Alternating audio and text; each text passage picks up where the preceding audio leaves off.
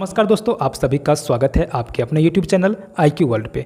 दोस्तों, मैंने आज दिन में एक कम्युनिटी पोस्ट में डाला था कि अगर आप BSSC सेकंड इंटर स्तरीय की तैयारी कर रहे हैं या CGL 4 की तैयारी कर रहे हैं तो आज आप लोगों के लिए एक बहुत ही बड़ी खुशखबरी सामान्य प्रशासन विभाग की तरफ से लेटर के माध्यम से दिया गया है। देखिए, उस लेटर में क्या कहा गया है, मैं आपको पूरा लेटर भी दिखाऊँगा, ठीक है। और अभी मैं आपको बता दूँ कि ये जो लेटर है वो अगर आप सेकंड इंटर स्तरीय की तैयारी कर रहे हैं तो आपके लिए खुशखबरी ये है कि आपकी जो वैकेंसी है 12,098 के आसपास जो पोस्ट है, 12,000 कुछ पोस्ट है, तो वो पोस्ट अब बढ़ने वाला है, ठीक है। वो पोस्ट बढ़ने वाला है और परिचारी का पोस्ट जो है उसमें ऐड किया जाएगा। ये परिचारी का पोस्ट क्या होता है दोस्तों? तो परिचारी का पोस्ट दोस्तों, परिचारी दो प्रकार का होता है। एक कार्यालय परिचारी सामान्य होता है और एक कार्यालय परिचारी जो होता है विशिष्ट होता है, ठीक है। तो कार्यालय परिचारी सामान्य जो है ये भी समूह गौ के कर्मचारी हैं और जो विशिष्ट है वो भी समूह गौ के कर्मचारी हैं, ठीक है। और ये कार्यालय परिचारी जो है जो सामान्य कैटेगरी में आता है वो जिसमें अनुसेवी का पोस्ट है, आदेशपाल का पोस्ट है, दफ्तरी का पोस्ट है, जमादार प्यून का पोस्ट है और जमादार अर्दली का पोस्ट है।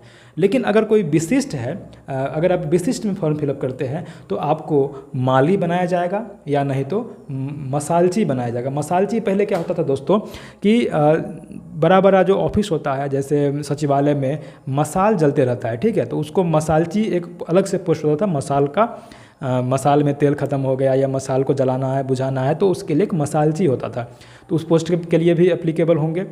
और ये सब पोस्ट जो है दोस्तों ये सब 10th लेवल का पोस्ट है, मैट्रिक लेवल का पोस्ट है।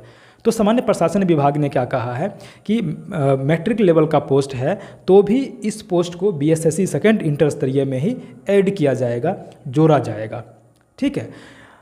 तो चलिए अब हम लोग पहले आपको स्क्रीन पर ले जा करके जो भी लेटर आया है उसको मैं आपको बता देता हूँ, उसके बाद हम लोग बात करेंगे उसके आगे, ठीक। अब हम लोग स्क्रीन पे आ गए हैं। इसमें देखिए आपको मैं पूरा लेटर दिखाऊंगा कि कौन सा लेटर आया है और उस लेटर में क्या कहा जा रहा है। आप लोगों के लिए क्या इसमें अच्छी बातें हैं CGL वालों के लिए और इंटर स्तरीय वालों के लिए, सारा चीज़ आज हम लोग इस वीडियो में पूरा देखेंगे। तो देखिए दोस्तों, सबसे पहले अगर हम लोग बात करें तो ये लेटर किसके द्वारा भेजा गया? देखिए, लेटर जो है सामान्य प्रशासन विभाग बिहार सरकार के द्वारा लेटर भेजा गया है। किसको भेजा गया है? तो ये भेजा गया है सभी अपर मुख्य सचिव, देखिए यहाँ पर लिखा हुआ है सेवा में सभी अपर मुख्य सचिव। उसके बाद देखिए ऑब्लिक है प्रधान सचिव, सचिव बिहार पटना, ठीक है, सभी प्रमंडलीय आयुक्त बिहार और सभी जिला पदाधिकारी बिहार को। ये किसने भेजा है लेटर? डॉक्टर बी राजेंद्र, देखिए यहाँ पर दिया हुआ है डॉक्टर बी राजेंद्र सरकार के प्रधान सचिव हैं, तो उन्होंने ही भेजा है सभी मुख्य सचिव को, प्रधान सचिव को और सचिव को और साथ ही साथ सभी प्रमंडलीय आयुक्त को और सभी जिला पदाधिकारी को ये लेटर भेजा गया है। अब हम लोग देखेंगे कि ये लेटर जो है सो किस डेट का लेटर है वो हम लोग देख लेते हैं। देखिए दोस्तों, ये जो लेटर है आप देख सकते हैं यहाँ पर कि 19/10, देखिए यहाँ पर 19/10/2023 का ये लेटर है। इसका विषय है बिहार कर्मचारी चयन आयोग को स्नातक स्तरीय संयुक्त प्रतियोगिता परीक्षा, स्नातक स्तरीय, देखिए यहाँ पर दिया हुआ है कि क्या दिया हुआ है, देखिए स्नातक स्तरीय संयुक्त प्रतियोगिता परीक्षा ऑब्लिग इंटर स्तरीय संयुक्त प्रतियोगिता परीक्षा कार्यालय परिचारी विशिष्ट कोटि 4 के रिक्त पदों की अधियाचना उपलब्ध कराने के संबंध में, ठीक है। कुछ दिन पहले एक लेटर भी निकला था दोस्तों, उसमें CGL वालों के लिए मांगा गया था, लेकिन इसमें CGL और इंटर स्तरीय दोनों के लिए जो सीटें हैं उसका जो है अधियाचना मांगा गया है कि कितने पद रिक्त हैं, ठीक है। अब देखिए इसमें कह रहा है कि महाशय उपयुक्त विषयक प्रसंग वर्णित पत्र के संदर्भ में कहना है कि बिहार कर्मचारी चयन आयोग पटना द्वारा, देखिए यहाँ पर दिया हुआ है कि इंटर स्तरीय पदों पर नियुक्ति हेतु आयोजित की जाने वाली द्वितीय इंटर स्तरीय संयुक्त प्रतियोगिता परीक्षा का विज्ञापन प्रकाशित किया गया है, ठीक है, जिसमें विभिन्न विभागों से संबंधित इंटर स्तरीय पदों की रिक्तियां अंकित की गई हैं, ठीक है, जिसमें कि सभी विभागों से जो इंटर स्तरीय पद दिए गए थे उसकी रिक्तियां जो है सो अंकित की गई है, ये भी कहा गया है, ठीक है। अब आगे देखिए कह रहा है इसमें कि उक्त विज्ञापन में वर्णित है कि प्रारंभिक परीक्षा के पूर्व सामान्य प्रशासन विभाग के माध्यम से जिन अधियाची विभागों के द्वारा संशोधित रिक्तियां अथवा नए पद हेतु रिक्तियां जिनकी शैक्षणिक योग्यता इंटर होगी आयोग को संसूचित की जाएगी तो उन रिक्तियों को भी इस विज्ञापन की रिक्तियों में समावेशित किया जाएगा। यानी इसका कहना है कि जो विज्ञापन निकाला गया था बीएसएससी सेकंड इंटर स्तरीय, उसमें कहा गया था कि सामान्य प्रशासन विभाग के माध्यम से अगर किसी भी विभाग से कोई रिक्तियां संशोधित की जाती है या नए पद हेतु रिक्तियां दी जाती है जिसकी शैक्षणिक योग्यता इंटर पास होगी तो आयोग को उस रिक्ति को इसी विज्ञापन में समावेशित किया जाएगा, इसी विज्ञापन में जोड़ना होगा। ठीक है।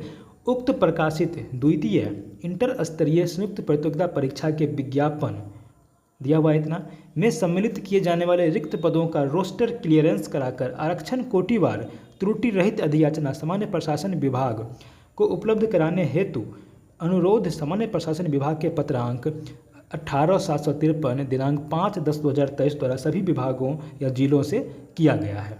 ठीक है, ये पहले का लेटर के बारे में जिक्र किया गया है। अब आगे देखिए, आगे इसमें क्या कह रहा है कि उल्लेखनीय है कि सामान्य प्रशासन विभाग की अधिसूचना संख्या इतना द्वारा बिहार कार्यालय परिचारी विशिष्ट भर्ती एवं सेवा शर्तें नियमावली 2023 अधिसूचित किया गया है। और जो ये दोस्तों आप देख सकते हैं अधिसूचना जो दिया गया है, इसका मैंने पीडीएफ व्हाट्सएप ग्रुप में शेयर कर दिया है। उस पीडीएफ में जाकर के आप लोग पूरा देख सकते हैं कि परिचारी या परिचारी विशिष्ट का जो भर्ती एवं सेवा नियमावली है 2023, उसको आप लोग देख सकते हैं। मैंने व्हाट्सएप ग्रुप में शेयर कर दिया है, टेलीग्राम ग्रुप में भी मैं शेयर इसको कर दूंगा। ठीक है, जिसके अनुसार कार्यालय परिचारी या परिचारी विशिष्ट कोटि 4 के रिक्ति पदों पर बिहार कर्मचारी चयन आयोग द्वारा नियमित नियुक्ति की कार्रवाई प्रतियोगिता परीक्षा के माध्यम से की जाएगी। ठीक है, ये कहा गया है उस नियमावली में। अब देखिए आगे कह रहा है, चलिए आगे हम लोग देख लेते हैं। देखिए, उक्त क्रम में सामान्य प्रशासन विभाग के पत्रांक इतना दिनांक इतना द्वारा सभी विभागों जिलों से कार्यालय परिचारी या परिचारी विशिष्ट कोटि 4 के रिक्त पदों का रोस्टर क्लियरेंस कराकर आरक्षण कोटिवार त्रुटि रहित अधियाचना सामान्य प्रशासन विभाग को उपलब्ध कराने हेतु अनुरोध किया गया है। विदित हो कि बिहार कर्मचारी चयन आयोग पटना द्वारा तृतीय स्नातक स्तरीय, देखिए यहाँ पर थोड़ा सा तृतीय स्नातक स्तरीय का भी जिक्र किया गया है। कह रहा है कि ज्ञात हो कि बिहार कर्मचारी चयन आयोग पटना द्वारा तृतीय स्नातक स्तरीय संयुक्त प्रतियोगिता परीक्षा का परीक्षाफल प्रकाशित कर दिया गया है। देखिए दोस्तों, यहाँ पर सामान्य प्रशासन विभाग को भी पता है कि परीक्षाफल प्रकाशित कर दिया गया है और जल्दी ही तृतीय स्नातक स्तरीय का भी मेरिट यहाँ पर आने की उम्मीद है। ठीक है, इसी प्रकार विभागीय पत्रांक दिया हुआ है यहाँ पर द्वारा सभी विभागों से आगामी चतुर्थ स्नातक स्तरीय संयुक्त प्रतियोगिता परीक्षा में सम्मिलित किए जाने वाले रिक्त पदों का भी रोस्टर क्लियरेंस कराकर आरक्षण कोटिवार त्रुटि रहित अधियाचना सामान्य प्रशासन विभाग को उपलब्ध कराने तो अनुरोध किया गया है। ये तो पहले ही कर दिया गया था दोस्तों, 5 तारीख वाले में ही 5 अक्टूबर को नोटिस आया था, उसी में ये सब कर दिया गया था। ठीक है, अब आगे देखिए जो कि बहुत ही इम्पोर्टेंट है। यहाँ पर देखिए इसमें कह रहा है कि अतएव वर्णित रिक्त पदों की अधियाचना शीघ्र सामान्य प्रशासन विभाग को उपलब्ध कराने के संदर्भ में सभी विभागाध्यक्ष, सभी प्रमंडलीय आयुक्त तथा सभी जिला पदाधिकारी के साथ मुख्य सचिव बिहार की अध्यक्षता में VC के माध्यम से दिनांक 30/10/2023 को अपराह्न 4:30 बजे एक समीक्षा बैठक आहूत की गई है। ठीक है, अतः अनुरोध है कि उक्त निर्धारित बैठक में ससमय भाग लेने की कृपा की जाए। ठीक है, अब देखिए दोस्तों, ये जो आप देख रहे हैं यहाँ पर कि ये 30/10 को अपराह्न 4 बजे में जो मुख्य सचिव बिहार की अध्यक्षता में VC का आयोजन किया गया है, जिसमें सभी विभागाध्यक्ष, सभी प्रमंडलीय आयुक्त और सभी जिला पदाधिकारी जो भाग लेंगे, तो आपको क्या लगता है कि वो ऐसे ही भाग ले लेंगे? बिल्कुल भी नहीं। जिला पदाधिकारी के पास अभी 10 दिन का समय है। 10 दिन में क्या करेंगे, वो जो भी रिक्त पद है उसका पूरा लिस्ट तैयार करके रिक्तिवार जो है सो आरक्षणवार रिक्तियां तैयार करके तभी वो VC में भाग लेंगे, क्योंकि उनको निर्देश 5 तारीख को ही मिल गया था। तो उस निर्देश के आलोक में ये पूरा रोस्टर क्लियरेंस करके सब कुछ रिक्तियाँ कितनी है, आरक्षण के अनुसार रिक्तियाँ कितनी है, सारा रोस्टर क्लियरेंस करके त्रुटि रहित बना करके तभी वो VC में भाग लेंगे। यानी कि आप कह सकते हैं कि 30 30 अक्टूबर तक कितनी रिक्तियां हैं वो सामान्य प्रशासन विभाग को लगभग मिल जाएगा। ठीक है, उसके बाद सामान्य प्रशासन विभाग क्या करेगा कि उस रिक्ति को बीएसएससी को भेजेगा और बीएसएससी उस रिक्ति को क्या करेगा कि द्वितीय इंटर स्तरीय में जोड़ देगा। और अगर रिक्तियां जो है ग्रेजुएशन लेवल की है तो उस रिक्ति को चतुर्थ ग्रेजुएशन लेवल में चतुर्थ स्नातक स्तरीय में वैकेंसी के माध्यम से फिर से निकाला जाएगा। ठीक है, तो उम्मीद करता हूं कि ये आपको लेटर बिल्कुल अच्छे ढंग से समझ में आ गया होगा कि लेटर में क्या कहा गया है। ठीक है, तो दोस्तों आपने देख लिया होगा कि कितने जो लेटर है मैंने आपको अच्छे ढंग से बता दिया। उसमें इंटर स्तरीय थर्ड ग्रेजुएशन लेवल का भी जिक्र किया गया है, फोर्थ ग्रेजुएशन लेवल का भी जिक्र किया गया है, सेकंड इंटर स्तरीय का भी जिक्र किया गया है। तीनों परीक्षाओं का इसमें जिक्र किया गया है। ठीक है, सेकंड इंटर स्तरीय में कहा गया है कि इसमें परिचारी, कार्यालय परिचारी और परिचारी विशिष्ट का पद इसमें ऐड किया जाएगा। ठीक है, और फोर्थ ग्रेजुएशन लेवल में ये भी कहा गया है कि 5 अक्टूबर को जो एक लेटर निकला था उस लेटर के आलोक में फिर से 19 तारीख को एक लेटर निकाला गया है। और इस लेटर के माध्यम से जो मुख्य सचिव हैं बिहार के, उनकी अध्यक्षता में VC किया जाएगा, यानी कि वीडियो कॉन्फ्रेंसिंग होता है वो किया जाएगा। सभी प्रमंडलीय आयुक्त और सभी जिला पदाधिकारी और सभी विभाग के जो अध्यक्ष हैं उनके साथ जो है VC किया जाएगा। और उस VC में जितने भी पद रिक्त हैं सभी पद को लेकर के विभागाध्यक्ष हैं वो उपस्थित रहेंगे, प्रमंडल आयुक्त हैं वो उपस्थित रहेंगे और साथ ही साथ जो जिला पदाधिकारी हैं वो भी उपस्थित रहेंगे। तो इसका मतलब कहने का हो गया कि आपका जो 30 तारीख तक जो रोस्टर है, रिक्ति का जो रोस्टर है वो सामान्य प्रशासन विभाग को 30 तारीख से एक सप्ताह के अंदर, यानी कि नवंबर के फर्स्ट वीक में 100% सामान्य प्रशासन विभाग के पास पहुंच जाएगा। ठीक है, यानी वैकेंसी जो है दोस्तों नवंबर के लास्ट तक जो है सो सेकंड इंटर स्तरीय की वैकेंसी में ये पद ऐड हो जाएंगे। और साथ ही साथ जो फोर्थ ग्रेजुएशन लेवल का जो पद होगा उसके लिए CGL 4 की जो वैकेंसी है वो भी आपको नवंबर लास्ट में या दिसंबर के शुरुआत में देखने को मिल जाएगा। ठीक है, अब देखिए, अब बात करते हैं कि परिचारी का कितना पोस्ट बढ़ाया जाएगा। देखिए दोस्तों, मैं तो आपको पता है कि मैं भी ब्लॉक में रहता हूं, तो ब्लॉक में दोस्तों मैंने देखा है कि जो सर्कल ऑफिसर यानी कि जो अंचलाधिकारी का ऑफिस है उसमें एक परिचारी रहता है। ठीक है, और जो BDO प्रखंड विकास पदाधिकारी का जो कार्यालय है उसमें भी एक परिचारी अभी वर्तमान में कार्यरत है। जितने भी ब्लॉक में ऑफिसर होते हैं जैसे प्रखंड शिक्षा पदाधिकारी, प्रखंड सांख्यिकी पदाधिकारी, प्रखंड अनुसूचित जाति जनजाति कल्याण पदाधिकारी, CDPO का ऑफिस, प्रखंड कृषि पदाधिकारी, और उसके बाद जो प्रखंड में जो वेटनरी वाले डॉक्टर होते हैं, इन सभी के ऑफिस में एक भी परिचारी कार्यरत नहीं है। कहने का मतलब है कि अगर एक ब्लॉक में अगर 4 परिचारी का भी पद रिक्त हो, तो टोटल 534 ब्लॉक हैं, तो लगभग में 2000 से ऊपर परिचारी का पद अभी भी रिक्त है। ठीक है, ये तो हो गया ब्लॉक लेवल पे। आते हैं अनुमंडल लेवल पे। ठीक है, अनुमंडल लेवल पर भी लगभग 1000 के आसपास पद जरूर रिक्ति होगा।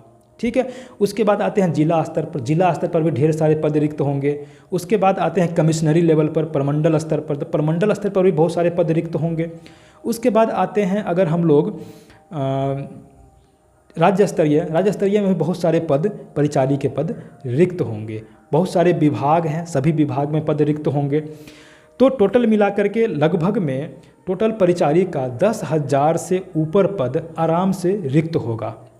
ठीक है, 10,000 से ऊपर पद रिक्त होगा। लेकिन दोस्तों इसमें होता क्या है कि टोटल 10,000 पद इसमें ऐड नहीं किए जाएंगे। जो मूल कोटि के जो परिचारी होते हैं, वो मूल कोटि जो परिचारी होते हैं, टोटल वैकेंट सीट का 50% ही सीधी भर्ती के माध्यम से भरा जाता है, बाद बाकी पदोन्नति के माध्यम से भरा जाता है।